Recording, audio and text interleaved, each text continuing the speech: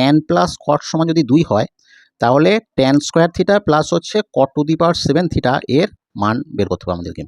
তাহলে প্রথমে আমরা লিখে নিই। দেখো প্রথমে বলেছে কি ট্যান থিটা প্লাস হচ্ছে কট থিটা ইকুয়াল টু হচ্ছে 2, বা আমরা কি বলতে পারি ট্যান থিটা সমান হচ্ছে কট থিটা, মানে কি কট থিটা মানে হচ্ছে 1/tan থিটা ইকুয়াল টু হচ্ছে 2।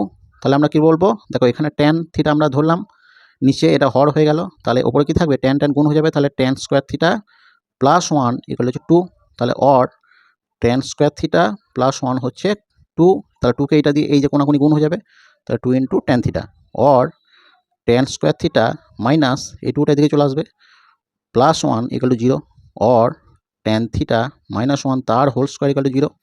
বা আমরা বলতে পারি কি যে ট্যান থিটা মাইনাস 1 এটা যদি 0 হয়, কোনো কিছু স্কোয়ার যদি 0 হয় তাহলে সে রাশিটার মান হচ্ছে 0 হয়, তাহলে ট্যান থিটা মাইনাস 1 হচ্ছে 0, অর ট্যান থিটা সমান হচ্ছে 1।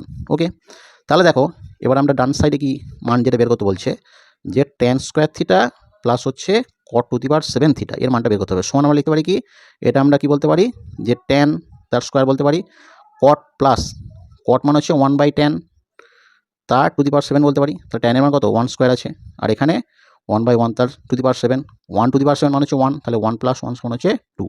তাহলে অতএব tan square theta plus cot to the power 7 theta মানে হচ্ছে মানটা কত, এর মান হচ্ছে 2।